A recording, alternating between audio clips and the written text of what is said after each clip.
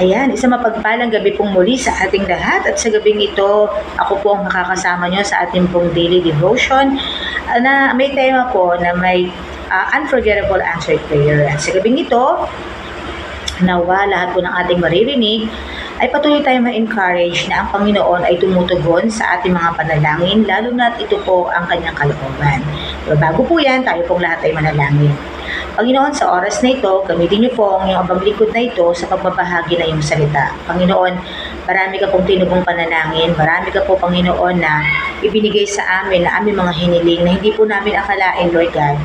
At ito po hindi namin makakalimutan, Panginoon. Kung iisa-isahin po namin, Lord God, kulang ang isang araw, Panginoon, ang ilang oras, Panginoon. Kaya Ama, sa oras po ito, patuloy po, Lord God, na maging kaluguran niyo ang lahat ng iyong maririnig. Kayo po ang makita at higit sa lahat ang maparangalan, Panginoon. In Jesus' name, Lord God, Amen. Ayan nga po, ang ating pag-uusapan ay about po sa ating most unforgettable answered prayer. Pero bago po yan tayo magsimula, gusto ko lang pong magkwento sa inyo ng aking konti lang naman po na aking buhay. Ayan.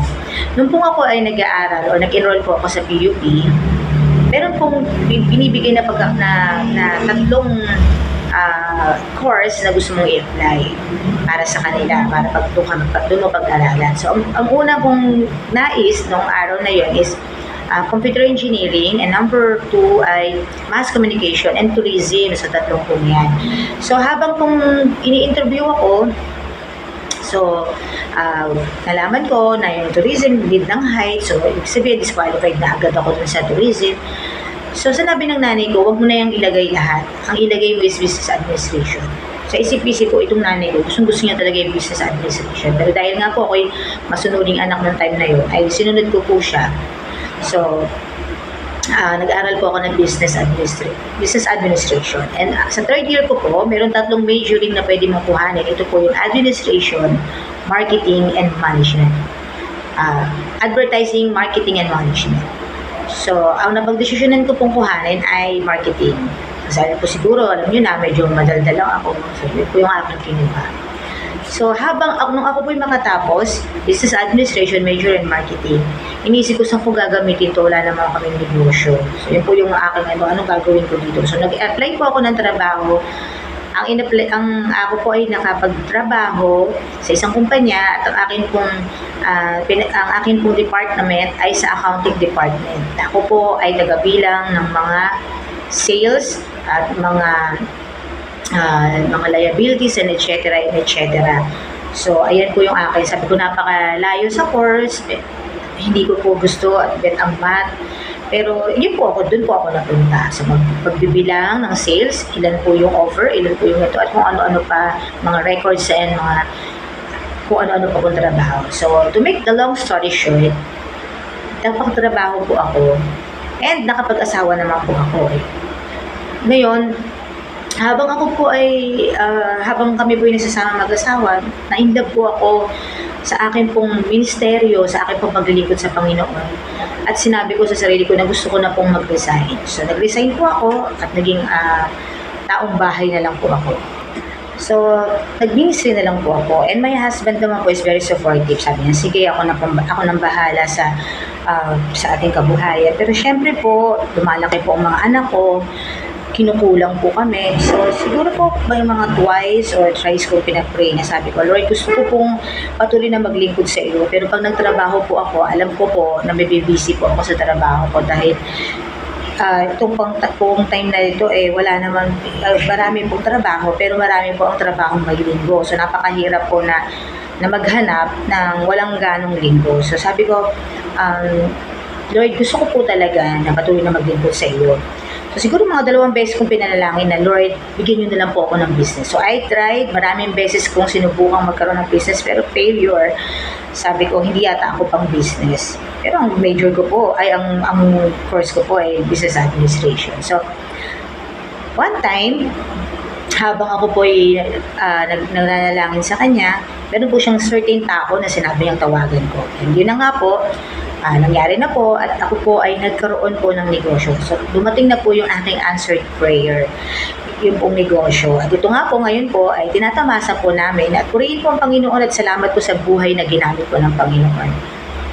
Ang gusto ko pong ibahagi sa inyo na may mga pagkakataon po na ang ating pinapanalangin ay hindi po agad nakakarating.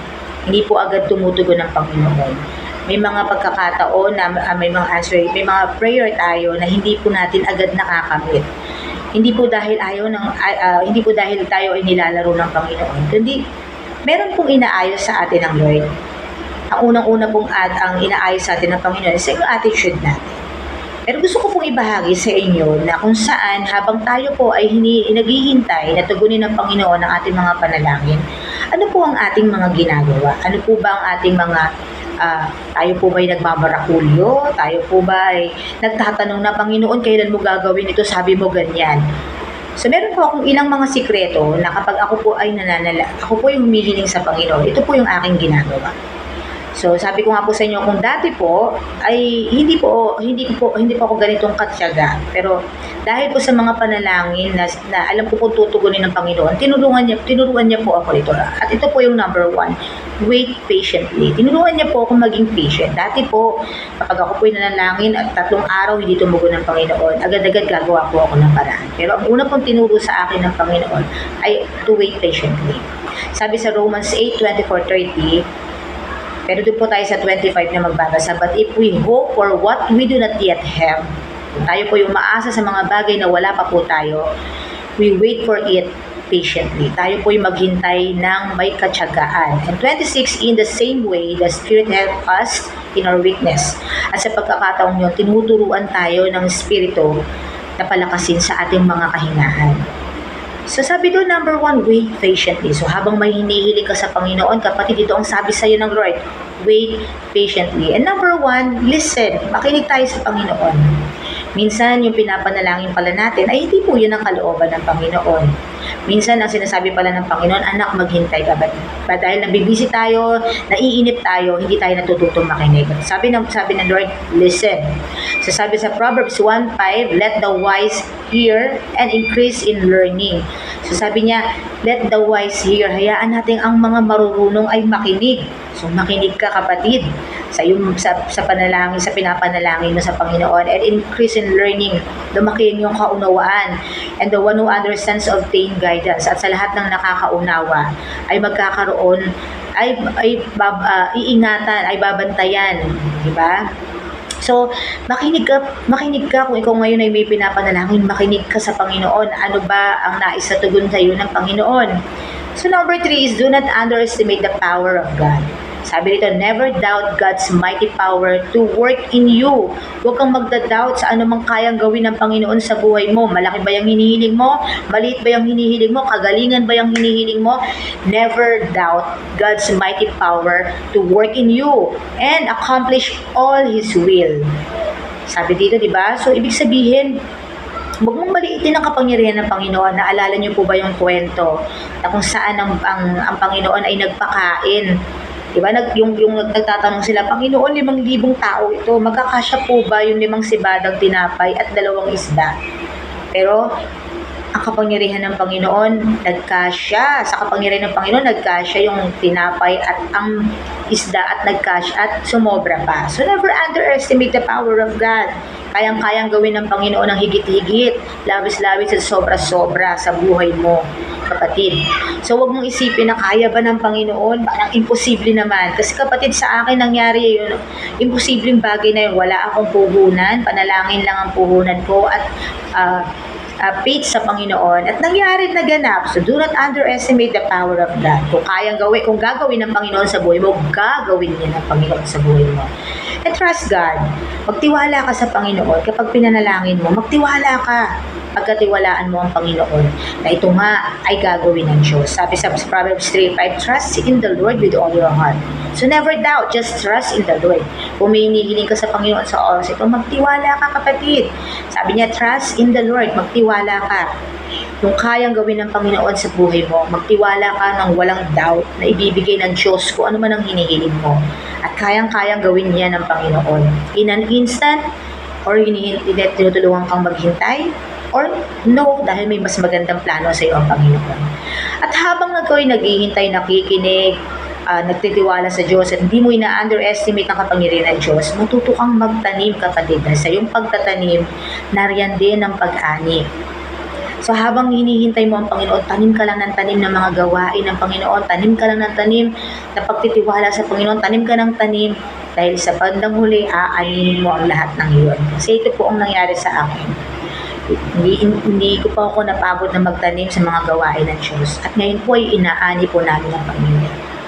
At ang pinakamaganda nito, kapatid, ang pinakamaganda at pinakasapat, kung ang sagot man ng Panginoon sa iyo ay oo, maghintay o hindi. Ang pinakamagandang regalo at tugon ng Panginoon sa iyong panalangin ay yung habang naghihintay ka, ay binabago ng Diyos ang iyong buhay. Binabago ng Diyos ang iyong karakter. Binabago ng Diyos ang iyong pamumuhay. Binabago ng Diyos ang iyong pag-uugali. So yun ang pinakamaganda at pinaka-answered prayer, dahil kung ikaw lang, hindi magagawang magbago. Pero purihin ang Panginoon dahil sa paghihintay mo na nasagutin ng Panginoon, unti-unti binabago ng Diyos ang dating ikaw. So that's an unforgettable answered prayer. Hindi mo yan pinalangin, pero yan po ang laman ng ating mga puso, and the Lord answered. Amen? So yun po ang nais ko ibahagi sa ating lahat ngayon. Napakamaiksi lamang nito. At nawa, ito po'y tumanim sa ating mga puso na matuto tayong makinig, maghintay, magtiwala. Huwag nating maliitin ang kapangyarihan ng Diyos. At higit sa lahat, habang tayo ay naghihintay, magtanim ka lang ng magtanim dahil aani ka sa bandang huli. Kapatid, marami ka nang narinig na patotoo na ang lahat ng mga panalangin ay tinugon ng Diyos. Even ang mga karamdaman, pinagaling ng Diyos. So kapatid, magtiwala ka lang. Huwag mong yakapin ang mga bagay na hindi mo kayang yakapin at ibigay mo lang ito sa Panginoon. Dahil naniniwala po ako na sa pakikinig mo ngayong oras na ito, ang panalangin mo ay tumutugon na ang Panginoon. Basta tanda ka lang maghintay at makinig sa Kanya kung tiwala. Amen? So yun naman po mga kapatid, nawa sa iyong napakinggan, ikaw ay napagpala, ikaw ay na-bless, at higit sa lahat, sa iyong pakikinig, ikaw ay nataniman ng kasalitaan ng Diyos, natitimo at magpapabago sa iyong kaisipan at sa iyong karakter. Isang mapagpalang gabi at bago po yan, tayo po'y manalangin. Hallelujah, Father God, na ibahagi na po ang iyong salita, Panginoon, at sa oras na ito, anumang salitang aking binitawan, ito po'y galing sa iyo, sa wisdom mo, sa knowledge mo, at kinasiyahan ng iyong banal na Espiritu. Panginoon, dalangin ko na sa lahat ng makikinig, maunawaan nila ang kapangyarihan, Panginoon, ng paghihintay ng iyong pagtugon sa aming mga panalangin. At sabi ko nga po kanina, the greatest, Lord God, the answered prayer ay yung nabago po ang aming karakter, nabago po ang aming pagkatao habang hinihintay namin ang tugon mo sa aming mga panalangin. Ama, maraming salamat po sapagkat, Lord, ako po, Aman Diyos, sa isang patotoo sa maraming bagay na ginawa mong himala sa buhay ko. At naniniwala po kung patuloy mo pa rin ginagawang himala ang buhay ko at patuloy mong binabago. Lord, sa nakikinig, Panginoon, dalangin ko na hindi lamang po niya ito napakinggan, kundi Lord God, dalangin ko na sa oras na ito, kinakausap mo siya at nangungusap ka sa kanya na ninanais mong baguhin ang kanyang buhay. At ano man ang kanyang pinagdadaanan, ano man ang kanyang hinihiling, nakabukas ang iyong mga palad at ikaw ay handang tumugon, Panginoon. Kaya maraming salamat, Lord God, na tapat kang Diyos sa iyong pangako na sinabi mo na anumang aming hilingin sa iyong pangalan. Pagtiwala kami, ito'y nakamit na at ito ngayon aming makakamit. Kaya Ama, maraming salamat, Panginoon. At maging Ama sa aming bansa Pilipinas, magpatuloy ka, Panginoon, na maging kaligtasan, pagpapala ng aming bansa na mula sa pinakamataas hanggang sa nabababang namumuno. Lord, ang pagkatakot sa iyo ay amin pong maranasan, Panginoon. Lord, maghari ka sa aming bansa, ilayo niyo po kami sa anumang mga paglindol, malalakas na bagyo, at maging Panginoon sa mga pag-aaway, war, Panginoon. And Lord, we pray, Lord, na mag-raise up ka, Lord God, ng marami pa, Panginoon, na mga mananampalataya na ibabahagi ang iyong salita. Panginoon, kagaya nga po ng sinabi niyo, hindi po namin tungkulin na pagandahin lamang ang aming iglesia, ang aming mga sarili ito yung magsisimba. Kundi Panginoon, ang aming pong pinakatungkulin is to go and preach the gospel, Lord God, and make disciple, Panginoon. Kaya Lord, ito po ang maging laman ng aming mga puso, Amen Diyos. At Lord, maraming salamat din po sa lahat ng mga may pangangailangan. Ikaw ang tumugon sa lahat ng may mga karamdaman. Ikaw ang magbigay ng kagalingan. Panginoon, sa iyo papuri, pagsampat, pagluwalhati sa natatanging pangalan po ng iyong anak na si Jesus. Amen and amen. Muli, Mga kapatid, panalangin, huwag kang mapapagod na manalangin dahil ang Diyos ay tutugon sa iyo sa oras na ito.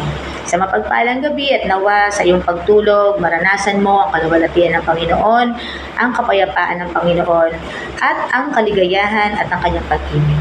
God bless us all.